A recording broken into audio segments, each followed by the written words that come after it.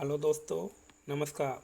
दोस्तों, आज के इस वीडियो में मैं आपसे एनसीईआरटी की भूगोल की 6वीं क्लास की पुस्तक के 7वें अध्याय हमारा देश भारत के बारे में बात करूंगा।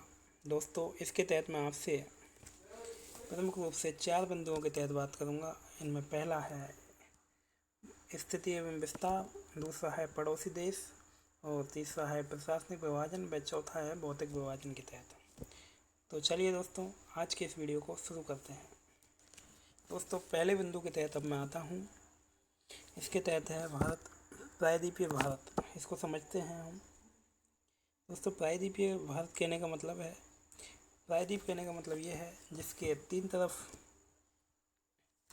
जल हो व एक तरफ स्थल हो। तो भारत के उत्तर में स्थल है, जबकि इसके दक्षिण, पूर्व व पश्चिम में जल है, इसलिए इसे प्रायद्वीप कहते हैं। भारत, अब मैं आता हूँ भारत के क्षेत्रफल पर। भारत का क्षेत्रफल 32.8 लाख वर्ग किलोमीटर है एवं यह विश्व के संपूर्ण क्षेत्रफल का 2.4% है और भारत क्षेत्रफल की दृष्टि से विश्व का 7वां सबसे बड़ा देश है। भारत की लंबाई व चौड़ाई, भारत की कुल स्थलीय सीमा की लंबाई 15,200 किलोमीटर है। वह इसकी जलीय सीमा की लंबाई 7,516 किलोमीटर है। जलीय सीमा के अंतर्गत दोनों जो द्वीप समूह हैं, लक्षद्वीप व अंडमान निकोबार द्वीप समूह के बारे में बात की गई है। जबकि भारत की उत्तर से दक्षिण तक की जो लंबाई है, जो कि उत्तर में जम्मू कश्मीर से लेकर दक्षिण में कन्याकुमारी तक में 3214 किलोमीटर है। जबकि पूर्व से पश्चिम यानी कि अरुणाचल प्रदेश से लेकर के गुजरात के कच्छ तक यह 2933 किलोमीटर है। अब हम आते हैं भारत के अक्षांशीय व देशांतरीय विस्तार पर।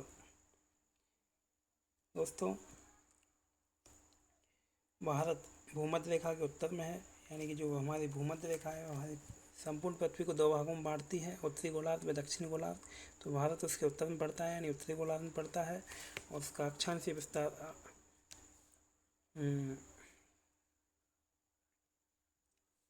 8 डिग्री से लेके 37 डिग्री 6 मिनट तक है।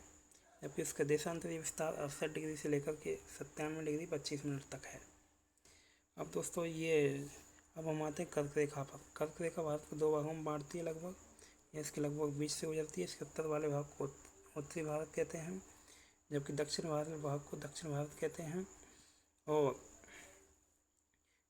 8 डिग्री 4 मिनट से लेके 23.5 डिग्री उत्तरी अक्षांश वाले भाग उष्ण कटिबंध के तहत आता है। जबकि इसका शेष भाग 23.5 डिग्री से लेके 66.5 डिग्री अक्षांश का भाग इसका शीतोष्ण कटिबंध के अंतर्गत आता है। अब हम आते हैं भारत की जो प्रधान याम्योत्तर रेखा है, जिसके आधार पर भारत के समय का विभाजन किया गया है, वह है 82.5 डिग्री पूर्वी देशांतर, जो कि भारत के मध्य से गुजरती है और यह भारत के समय का निर्धारण करती है। और जो 68.5 डिग्री से लेकर 97 डिग्री 25 मिनट के बीच में जो देशांतरीय विस्तार है वह 30 डिग्री के बीच में पाया जाता है। और 30 डिग्री कहने का मतलब है पूर्व से लेकर पश्चिम तक में 2 घंटे का अंतर पाया जाता है। जब सूर्योदय अरुणाचल प्रदेश में होता है तो उसके 2 घंटे बाद गुजरात में सूर्योदय होता है, कहने का मतलब ये है। दोस्तों, अब हम आते हैं भारत के पड़ोसी देश कौन कौन से हैं उन पर।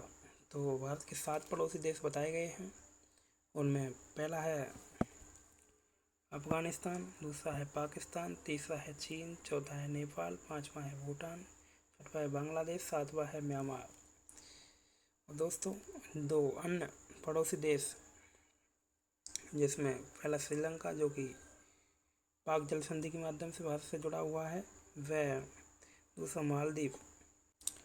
अब हम आते हैं दोस्तों भारत के प्रशासनिक विभाजन पर। तो दोस्तों, भारत में एक केंद्र सरकार है, 28 राज्य हैं व 8 केंद्र शासित प्रदेश हैं। 28 राज्य, पहले हमारे 29 राज्य थे, उनमें से जम्मू कश्मीर को इसका राज्य का दर्जा ख़त्म करके उसको 2 केंद्र शासित प्रदेशों जम्मू कश्मीर व लद्दाख में विभाजित कर दिया गया है। इसलिए अभी 28 राज्य हैं और केंद्र शासित प्रदेश 7 + 2 9 की जगह -1 यानी कि 8 रह गए। कहने का मतलब ये है कि दादरा नगर हवेली एवं दमन दीव दोनों जो अपने संघ शासित क्षेत्र हैं, उन दोनों को मिलाकर के एक कर दिया गया है। इसलिए कुल जो संघ शासित प्रदेश हैं वो 8 हैं। उसमें पहला है चंडीगढ़, जम्मू कश्मीर, लद्दाख, पुडुचेरी, अंडमान निकोबार, लक्षद्वीप, दादरा नगर हवेली एवं दमन दीव व 8वां है दिल्ली। उसके बाद दोस्तों हम आते हैं भारत के भौतिक विभाजन पर। दोस्तों, भौतिक विभाजन के तहत सबसे पहले हम आते हैं भारत के उत्तर का पर्वतीय प्रदेश पर। उत्तर के पर्वतीय प्रदेश में मुख्य रूप से भारत के हिमालय पर्वत को शामिल किया जाता है। इसके अंतर्गत जम्मू कश्मीर, हिमाचल प्रदेश, उत्तराखंड व पूर्वोत्तर का कुछ क्षेत्र आता है। इसको 3 भागों में बांटा है, उत्तर से लेकर दक्षिण तक। उत्तर वाले भाग को इसके हिमाद्री कहते हैं, जबकि मध्य वाले भाग को मध्यम हिमालय कहते हैं, जबकि दक्षिण वाले भाग को शिवालिक कहते हैं। इसके बाद हम आते हैं थार के मरुस्थल पर। थार के मरुस्थल जो भारत का महान मरुस्थल है, यह शुष्क, गर्म व रेतीला है और यहाँ पर वनस्पति ना के बराबर पाई जाती है। उसके बाद हम आते हैं उत्तर के विशाल मैदान पर। दोस्तों, उत्तर का विशाल मैदान जो कि सिंधु, गंगा व ब्रह्मपुत्र नदियों के द्वारा लाए गए निक्षेपों से, जलोढ़ निक्षेपों से जिसका निर्माण हुआ है, ये बहुत ही उपजाऊ है और यहाँ पर कृषि कार्य प्रमुख रूप से पाया जाता है और यहाँ पर भारत की सघन जनसंख्या पाई जाती है। अब मैं आता हूँ दोस्तों प्रायद्वीपीय पठार पर। दोस्तों, प्रायद्वीपीय पठार है, यह त्रिभुजाकार रूप में पाया जाता है और यहाँ पर विभिन्न प्रकार के खनिज प्रमुखता से पाए जाते हैं। उनमें जैसे मैग्नीज, लोहा, कोयला आदि हैं। इसके अलावा यहाँ पर कई प्रकार की पहाड़ियाँ पाई जाती हैं, जैसे विंध्याचल, सतपुड़ा व इसके पश्चिम में अरावली पर्वतमाला पाई जाती है, जो इसकी प्राचीनतम पर्वतमालाओं से एक है। और जो विंध्याचल व सतपुड़ा है, इनके बीच से होकर के नर्मदा व ताप्ती नदियाँ निकलती हैं, जो कि अरब सागर में गिरती हैं। वैसे अन्य नदियाँ जैसे कि गोदावरी, कृष्णा, कावेरी व महानदी जैसी नदियाँ निकलती हैं। और इस प्रायद्वीपीय पठार के पूर्व वाले हिस्से को पूर्वी घाट व पश्चिम वाले हिस्से को पश्चिमी घाट कहते हैं। पश्चिमी घाट सपाट पाया जाता है, जबकि पूर्वी घाट ज़्यादा कटा-पटा है, क्योंकि यहाँ पर प्रायद्वीपीय नदियाँ यहाँ से होकर के गुजरती हैं। और दोस्तों, इन पूर्वी पश्चिमी घाटों के सहारे तटीय मैदान पाए जाते हैं, जो कि प्रायद्वीपीय नदियों के द्वारा निर्मित किए गए हैं और यहाँ पर उपजाऊ मिट्टी पाई जाती है और जहाँ पर कुछ मात्रा में कृषि कार्य होता है। इसके अलावा यहाँ पर मछली पालन होता है, क्योंकि यह हिस्सा समुद्र के आसपास वाले भाग में पड़ता है। इसके अलावा दोस्तों, भारत में द्वीप भी पाए जाते हैं, जो लक्षद्वीप व अंडमान निकोबार द्वीप के रूप में जाने जाते हैं। द्वीप दोस्तों उन्हें कहते हैं जिनके चारों तरफ जल होता है। दोस्तों, आज के इस वीडियो में बस इतना ही। आज के इस वीडियो को देखने के लिए आप सभी का बहुत बहुत धन्यवाद।